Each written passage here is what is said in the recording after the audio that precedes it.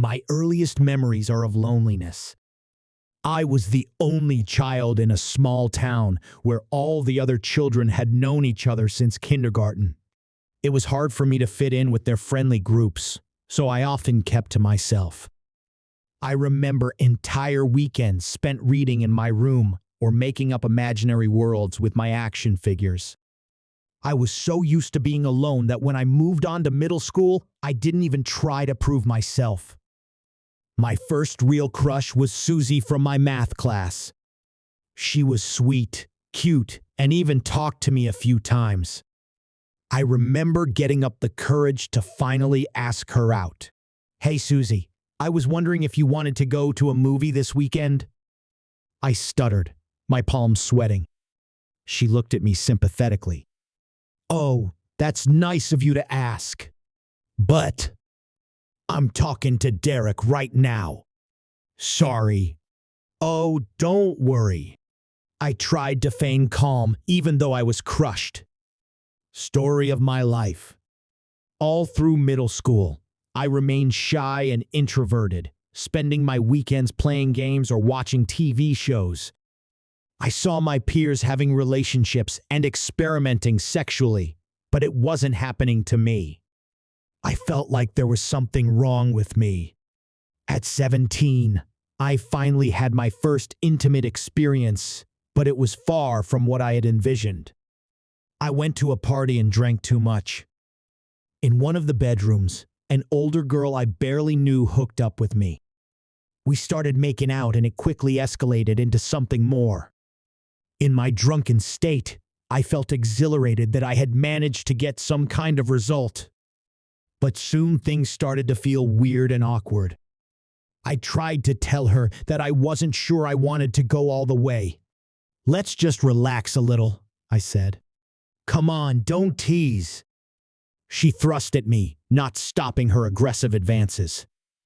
I froze, not knowing how to gracefully get out of the situation. So I just let it happen, even though it wasn't right at all. I felt ashamed and disgusted with myself afterward. This was not how I had envisioned my first time it was supposed to be with the person I loved. After that, I became even more withdrawn, afraid of intimacy. It took years before I tried to open up again. After that horrible first sexual experience, I didn't date for the next 5 years. I was busy with college and work, so I told myself I was better off alone. By the time I transferred to university, I was used to my single lifestyle. I assumed I would just skip classes, focusing solely on my studies as I had done for years. But during the first week of classes, I met Emma. I was having coffee in the campus cafeteria between classes when she walked in, laughing with a friend. My gaze was immediately drawn to her thick dark curls, full lips, and striking green eyes. There was a vibrant energy emanating from her that lit up the entire room. I wanted to be brave enough to talk to her. The next week, I met her again at the student club fair. Gathering my courage, I approached her table. "Hey, are you guys in the film club?" I asked, pretending I didn't recognize her. "Yes, you should definitely join. I'm Emma, by the way," she smiled, her eyes sparkling. "And I'm David.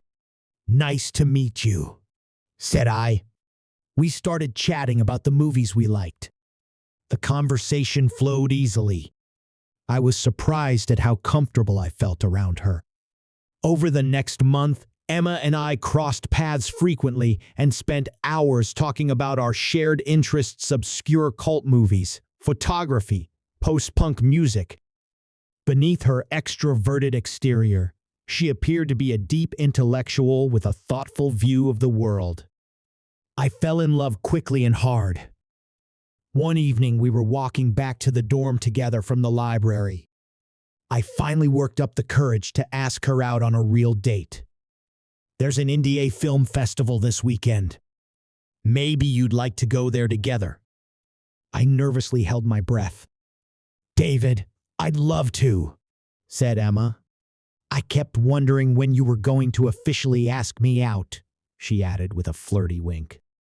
I walked back to my dorm, grinning from ear to ear, hardly believing that this amazing girl wanted to be with me. I couldn't wait to see how our relationship would work out. Over the next 2 months, my relationship with Emma quickly became serious. We were practically inseparable, spending all of our free time together. We never ran out of topics to talk about, and our physical chemistry was passionate. After years of being single, I was over the moon that I had found such an amazing girl. After a month, our kisses became increasingly hot and heavy. One night we were lying in bed about to watch a movie when Emma kissed me greedily, running her hands all over my body. I was nervous, but excited to see where things would go next. "Emma," I muttered between feverish kisses. "Maybe we could. You know, I want David," she whispered, breathing heavily. She slid her hand down my thigh. My heart sped up. "I do too. But honestly, I don't have a lot of experience with this," I admitted. Emma pulled away and met my eyes, her expression gentle. "We're going to take this slowly, okay? I really care about you." I pulled her closer. "I care about you too. A lot. I just want it to be special, you know?" "Definitely. My roommate will be away this weekend. We could leave the dorm alone to take the next step," Emma suggested, biting her lip. "If that's okay with you." "It's perfect," I grinned. I'd never felt this way about someone before. I was ready for intimacy with Emma, overcoming my insecurities. We cuddled under the blanket, having long forgotten about the movie.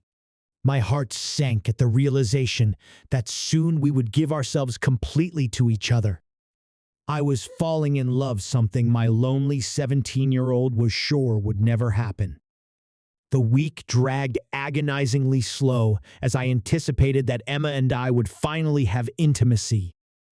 When Friday night came, I showed up at her dorm in anticipation of our special night. I bought flowers and even lit a few candles to set the mood. "Wow, look how romantic you are," grinned Emma, opening the door. She gave me a long, passionate kiss. No one has ever done anything like that for me before. I smiled, pleased that I had made this the perfect night for her. We ordered takeout and put on a movie, but I could hardly concentrate. All I could think about was how to rip Emma's clothes off. We started kissing vigorously. Emma took my hand and led me into her bedroom, playfully pushing me onto the bed. Settling on my lap, she pulled my shirt over my head and then removed hers. I struggled to unhook her bra, my hands trembling slightly. "It's okay. We have the whole night ahead of us," Emma said softly.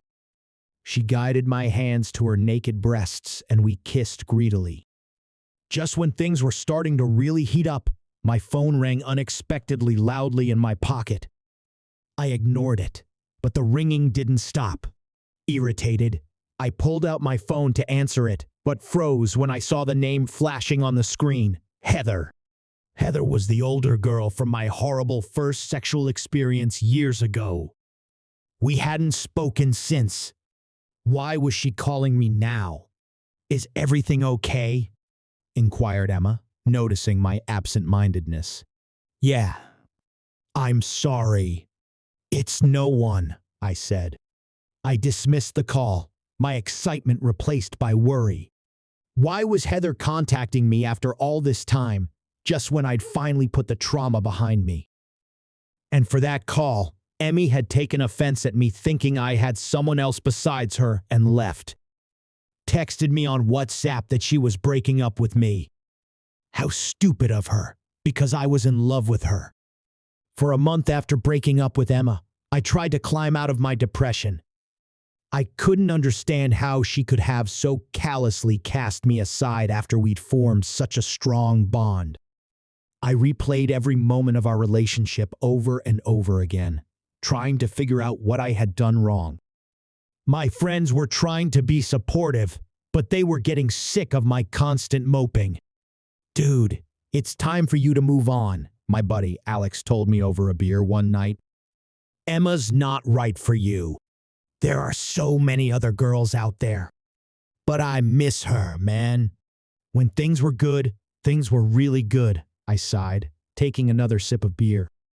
"Careful, it sounds like you're still in denial," Alex warned. "She stepped over you to be with that other guy. You deserve better." As much as it hurt me, Alex was right. The longer I procrastinated, the more power I gave Emma to keep hurting me. If I wanted my self-respect back, I had to close that chapter for good. A few weeks later, Emma texted me an unexpected message. "Hi, David. Was just thinking about you. I wanted to see how you were doing." My pulse quickened as her name flashed through my phone.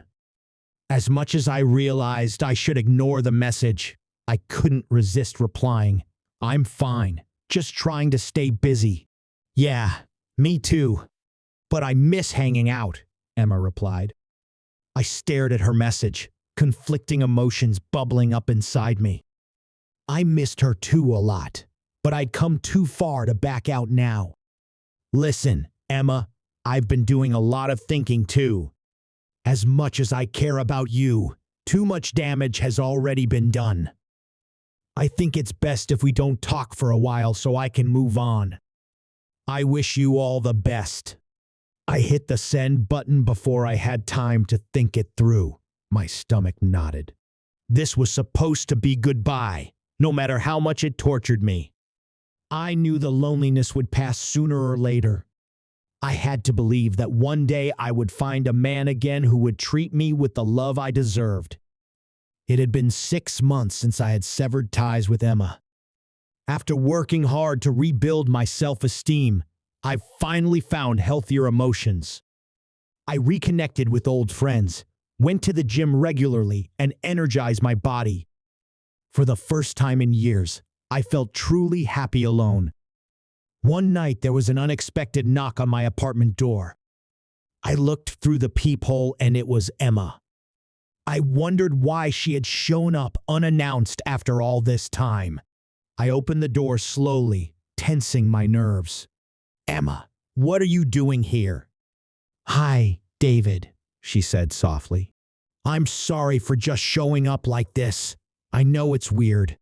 I just really needed to see you."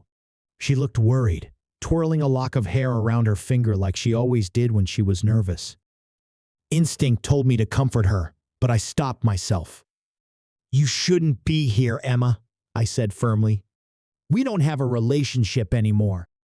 I can't do this with you." Her eyes filled with tears. "I know I don't deserve your forgiveness, but things have been so shitty lately. I think I made a huge mistake letting you go." My chest pinched as I heard her pain. Some part of me wanted nothing more than to take her into my arms and wipe away her tears. But I knew I couldn't let myself back down. "I'm sorry you're struggling. But it's not my responsibility anymore," I said softly. "We tried, but it ended badly. I worked too hard to get my happiness back." Emma nodded, snorting. "You're right. It's not fair to you. I shouldn't have come. I'm sorry for everything." She turned to leave with her shoulders slumped. I watched her walk away, and a sense of relief swept over me. As much as it hurt, I knew I was forever free of her power over me, and my life continued on without her.